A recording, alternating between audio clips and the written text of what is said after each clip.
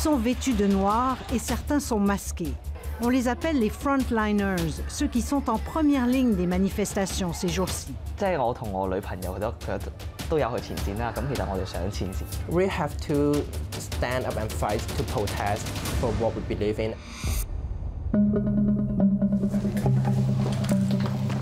On les retrouve dans leur appartement. Léon et son ami, qui se fait appeler John, nous montrent leur arsenal de protestataires. Masque à gaz, lance-pierre, protection rigide.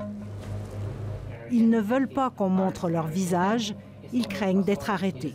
If I've been recognized, my destination will be concentration camp. They have an AI system to recognize from your face, your eye, your nose, your mouth. Even though the way you walk, they can recognize who you are. Ils ont 23 ans, l'un est ingénieur, l'autre est infirmier. Ils veillent aussi aux premiers soins pendant les manifestations. Et tous deux insistent, ils ne font que se défendre. We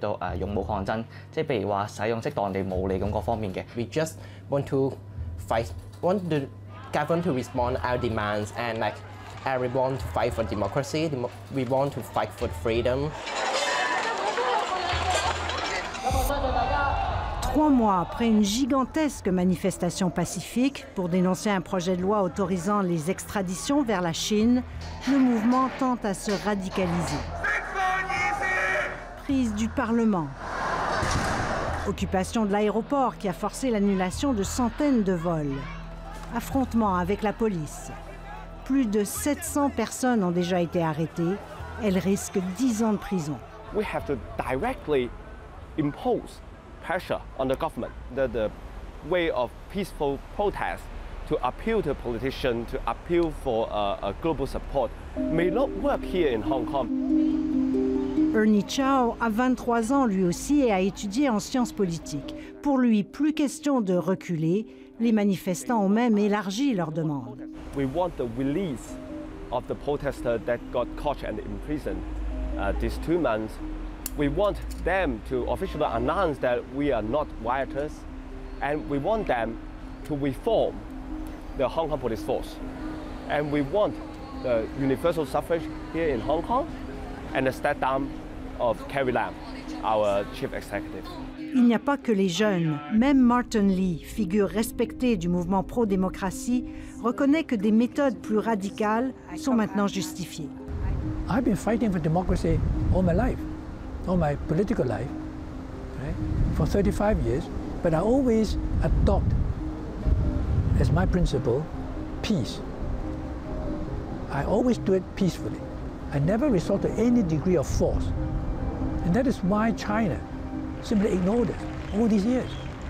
So these young people said, well, we can't do it your way anymore.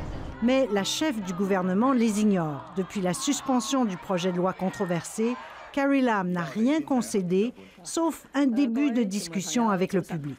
We will start immediately a platform for dialogue with people from all walks of life.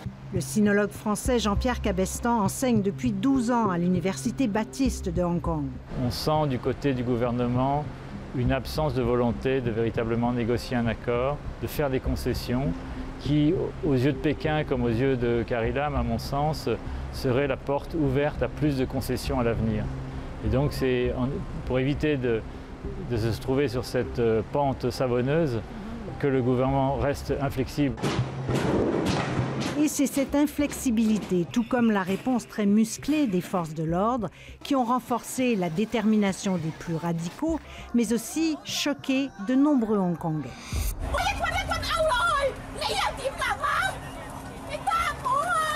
Les images de cette femme qui s'est interposée entre les forces de l'ordre et les étudiants a été visionnées des millions de fois.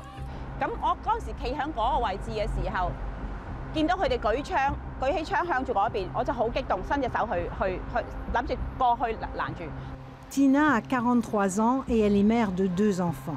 Revenue sur les lieux, elle n'en revient toujours pas. Hong Kong n'est pas la Chine. Elle ne croyait jamais vivre de tels événements ici.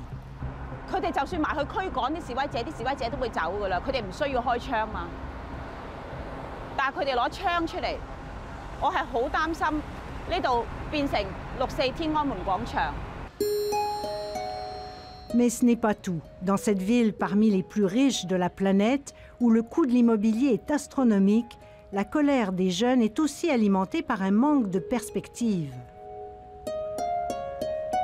Maintenant, la situation, c'est plus grave que jamais pour nous. On n'a pas d'opportunité d'acheter un appartement, on gagne peu et on ne veut pas ça. La vie des jeunes à Hong Kong sont difficiles. Pas en termes de l'économie, pas en termes de l'argent, mais en termes de l'espoir, l'imagination ou l'amour, etc. La société, on n'en a plus. Et Sonia montre du doigt l'immigration chinoise du continent qui accroît la pression sur toutes les ressources. On fait face à beaucoup de compétitions qui viennent de Chine. Les étudiants chinois, ils ont le droit de rester à Hong Kong pour travailler, pour gagner de l'argent. C'est les opportunités que tout le monde veut. Depuis la rétrocession en 1997, Hong Kong accueille chaque jour 150 nouveaux Chinois. C'est donc plus d'1 200 000 personnes qui ont eu le droit de s'installer et de travailler, alors que les jeunes Hongkongais, eux, ont du mal à s'en sortir. We believe in democracy, we believe in some beautiful thing in the world, like the beautiful thing to support with day of life. For example, freedom and democracy, love, romance, otherwise we have no reason to stay alive. And I think this is the reason why we still go to the street even though we're hopeless. We don't want Hong Kong to be China. We want to protect our freedom. We want to protect our human rights.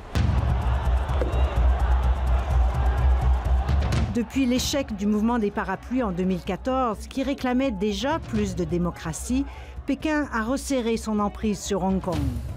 Alors aujourd'hui, pour ces jeunes, il y a urgence, s'ils veulent maintenir l'identité, les valeurs libérales de leur ville, avant qu'elles ne soient complètement absorbées par le géant communiste chinois. Ils sont habitués à la liberté d'aller et venir, la liberté d'association, la liberté de parole, la liberté d'accéder à tous les sites internet possibles et imaginables, liberté dont ils sentent évidemment immédiatement les limites dès qu'ils se rendent en Chine continentale.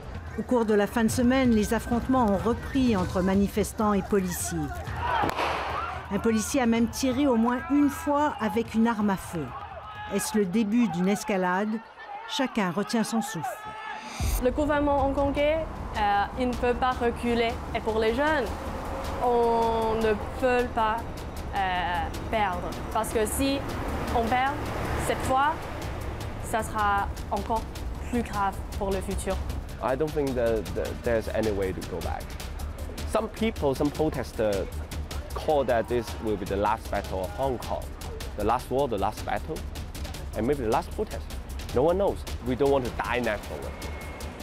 If we die, at least let us die after we fight.